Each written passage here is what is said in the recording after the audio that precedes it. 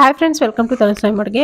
ಎರಡು ತರದ ಸೊಪ್ಪನ್ನು ಬಳಸ್ಕೊಂಡು ತುಂಬಾನೇ ಸಿಂಪಲ್ ಆಗಿ ಟೇಸ್ಟಿಯಾಗಿ ಒಂದು ಸಾಂಬಾರ್ ಮಾಡೋದು ನೋಡೋಣ.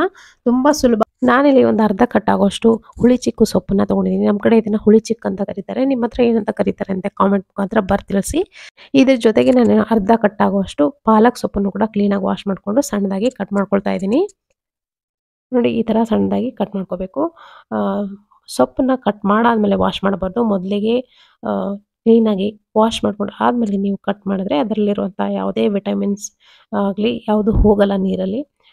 ಸೊ ನೋಡಿ, ಈ ಥರ ಸಣ್ಣದಾಗಿ ಕಟ್ ಮಾಡಿಕೊಂಡು ನಾನಿಲ್ಲಿ ಆವಾಗಲೇ ವಾಶ್ ಮಾಡಿ ಇಟ್ಕೊಂಡಂಥ ಬೇಳೆಯನ್ನು ಒಂದು ಅರ್ಧ ಕಪ್ ಆಗೋಷ್ಟು ಬೇಳೆನ ವಾಶ್ ಮಾಡಿ ಇಟ್ಕೊಂಡಿದ್ದೀನಿ ಕುಕ್ಕರಲ್ಲಿ. ಅದರಲ್ಲೇ ಹಾಕ್ಕೊಳ್ತಾ ಇದ್ದೀನಿ.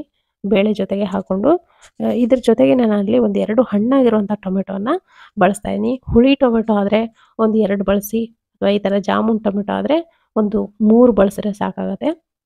ಇವಾಗ ನೋಡಿ, ಒಂದು ಹಸಿಮೆಣಸಿನಕಾಯಿ ಕೂಡ ಇದಕ್ಕೇನೆ ಕಟ್ ಮಾಡ್ಕೊಂಡು ಹಾಕೊಳ್ತಾ ಇದ್ದೀನಿ.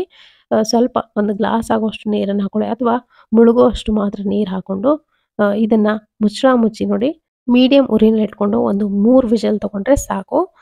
ತುಂಬಾನೇ ಸಾಫ್ಟ್ ಆಗಿ ನಮಗೆ ಯಾವ ಹದಕ್ಕೆ ಬೇಕೋ ಆ ಹದಕ್ಕೆ ಬೇಳೆ ಅಥವಾ ಸೊಪ್ಪು ಬೇಳೆ ಎರಡು ಬೆಂದಿರುತ್ತೆ. ಇವಾಗ ನೋಡ್ತಿರ್ಬೋದು, ಒಂದು 3 ವಿಷಲ್ ತಗೊಂಡಿದ್ದೀನಿ. ವಿಷಲ್ ಹೋದಾದ್ಮೇಲೆ ಪೂರ್ತಿ ಸ್ಟೀಮ್ ಹೋದಾದ್ಮೇಲೆ ತೆಗೆದು ಈ ಥರ ಚೆನ್ನಾಗಿ ಮ್ಯಾಶ್ ಮಾಡ್ಕೋಬೇಕು.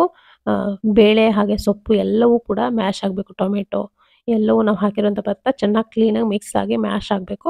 ಅಲ್ಲಿವರೆಗೂ ನೀವು ಇದನ್ನು ಮ್ಯಾಶ್ ಮಾಡ್ಕೊಳ್ಳಿ. ನೋಡಿ, ಈ ಥರ ಗಟ್ಟಿ ಆಗಬೇಕು.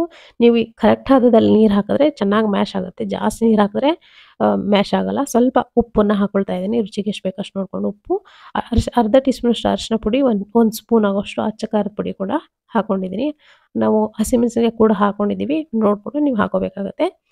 ಇವಾಗ ಒಂದು ಪಾತ್ರೆ ಬಿಸಿ ಇಟ್ಕೊಂಡಿದ್ದೀನಿ. ಅದಕ್ಕೆ 1 ಟೇಬಲ್ ಸ್ಪೂನ್ ಆಗೋಷ್ಟು ಎಣ್ಣೆ ಹಾಕ್ಕೊಂಡಿದ್ದೀನಿ. ನೀವು ಬೇಕಿದ್ರೆ ತುಪ್ಪದಲ್ಲೂ ಕೂಡ ಒಗ್ಗರಣೆ ಮಾಡ್ಕೊಳ್ಳಿ, ತುಂಬ ಚೆನ್ನಾಗಿರುತ್ತೆ. ಒಂದು ಅರ್ಧ ಗೆಡ್ಡೆ ಬೆಳ್ಳುಳ್ಳಿನ ಸಿಪ್ಪೆ ತೆಗೆದು ಜಜ್ಜಿ ಹಾಕ್ಕೊಂಡಿದ್ದೀನಿ.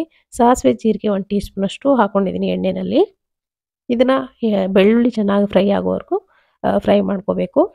ಸ್ವಲ್ಪ ಕಲರ್ ಚೇಂಜ್ ಆಗಬೇಕು. ಇವಾಗ ಕರಿಬೇವಿನ ಸೊಪ್ಪು ಕೂಡ ನಾನಿಲ್ಲಿ ಹಾಕ್ಕೊಂಡಿದ್ದೀನಿ. ಒಂದು ಒಣಮೆಣಸಿನಕಾಯಿ ಕೂಡ ಹಾಕ್ಕೊಂಡಿದ್ದೀನಿ. ಆಪ್ಷನಲ್ಲು ಇದ್ದರೆ ಹಾಕ್ಕೊಳ್ಳಿ, ಇಲ್ಲಾಂದರೆ ನೀವು ಸ್ಕಿಪ್ ಮಾಡ್ಬೋದು. ಇವಾಗ ಮ್ಯಾಶ್ ಮಾಡಿ ಇಟ್ಕೊಂಡಂಥ ಬೇಳೆ ಏನಿದೆ ನೋಡಿ, ಇದನ್ನು ಹಾಕ್ಕೊಳ್ತಾ ಇದ್ದೀನಿ ನಾನು ಒಗ್ಗರಣೆಗೆ.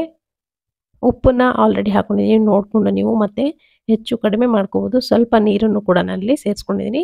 ಸ್ವಲ್ಪ ತೆಳುವಾಗಬೇಕಾದ್ರೆ ಸ್ವಲ್ಪ ನೀರನ್ನು ಕೂಡ ನೀವು ಸೇರಿಸ್ಕೋಬೋದು. ಕೊನೆಯದಾಗಿ ಸ್ವಲ್ಪ ಕೊತ್ತಂಬರಿ ಸೊಪ್ಪನ್ನು ಕೂಡ ಹಾಕೊಂಡು ಮಿಕ್ಸ್ ಮಾಡ್ಕೊಂಡ್ರೆ ಆಯಿತು. 1-2 ಕುದಿ ಕುದಿಸಿದ್ರೆ ರುಚಿಯಾದಂಥ ಈ ಸೊಪ್ಪು ಸಾರು ರೆಡಿ ಆಗುತ್ತೆ. ಇದು ಇಡ್ಲಿ ಜೊತೆಗಂತೂ ಸಖತ್ ಟೇಸ್ಟಿಯಾಗಿ ಹೊಂದ್ಕೊಳ್ಳುತ್ತೆ.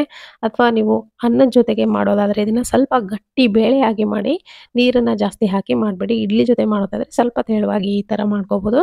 ನಾನಿವತ್ತು ಇದನ್ನು ಇಡ್ಲಿ ಜೊತೆಗೆ ಸಾಂಬಾರ್ ಇದನ್ನು ಸರ್ವ್ ಮಾಡ್ಕೊಳ್ತಾ ಇದ್ದೀನಿ. ತುಂಬ ರುಚಿಯಾಗಿರುತ್ತೆ ಫ್ರೆಂಡ್ಸ್. ಇದನ್ನು ಈ ಥರ 2 ಥರದ ಸೊಪ್ಪನ್ನು ಸೇರಿಸ್ಕೊಂಡು ನೀವು ಕೂಡ ಮಾಡಿ ನೋಡಿ. ಇದನ್ನು ನಾನು ಇವಾಗ ಒಂದು ಮಿಕ್ಸಿಂಗ್ ಬೌಲ್ಗೆ ಸರ್ವ್ ಮಾಡ್ಕೊಳ್ತಾ ಇದ್ದೀನಿ. ಸೊ ಇವತ್ತಿನ ಈ ರೆಸಿಪಿ ನಿಮಗೆ ಖಂಡಿತ ಇಷ್ಟ ಆಗಿದೆ ಅಂದ್ಕೊಳ್ತೀನಿ. ಇಷ್ಟ ಆಗಿರೋ ಒಂದು ಲೈಕ್ ಮಾಡೋದನ್ನು ಮರಿಬೇಡಿ. ನಮ್ಮ ಚಾನಲ್ಗೆ ಯಾರು ಸಬ್ಸ್ಕ್ರೈಬ್ ಆಗೋದು ದಯವಿಟ್ಟು ಸಬ್ಸ್ಕ್ರೈಬ್ ಆಗಿ. Thank you.